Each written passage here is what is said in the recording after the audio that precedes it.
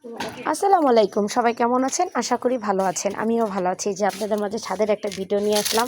এই যে দেখেন, আমার মামি এই যে ধনেপাতা বুনছে। একটা গাছের থেকে কতগুলো ধনেপাতা হয়েছে, দেখছেন কত সুন্দর লাগতেছে।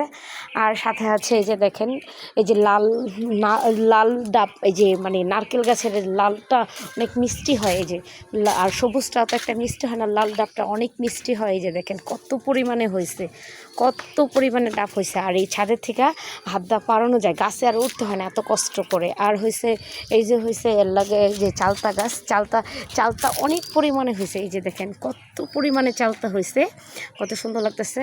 আর এই চালতাগুলো সবাই নিয়ে পায়রা আচার দিতেছে, কেউ ভর্তা বানিয়ে খেতেছে, সবাই নিতেছে আমাদের বাড়িতে। আর আমাদের বাড়ির ছাদটা অনেক বড়। এই যে দেখেন এখান থেকে কত বড় ছাদটা, অনেক বড়। এই যে দেখেন কত বড় ছাদ। আর সাথে হয়েছে যে আম গাছ আছে, আমাদের ছাদের চারপাশেই গাছ আছে। এই আম গাছগুলো হয়েছে, এগুলো তো মানে হাত দিয়ে পারানো যায়, গাছে আর উঠতে হয় না।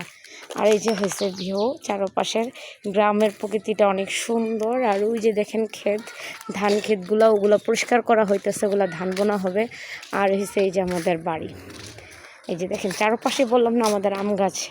এই যে দেখেন আমাদের বাড়ি, এই যে ঘরগুলো দেখতে কত সুন্দর লাগতেছে। এই যে দেখেন, এই যে আমাদের বাড়িটা দেখছেন কত সুন্দর লাগতেছে আমাদের বাড়িটা।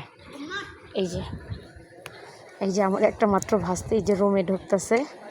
এই যে আমার ভিডিওগুলো যদি ভালো লাগে লাইক কমেন্ট শেয়ার করে দিবেন। আর সবাই ভালো থাকবেন। Bye, tata.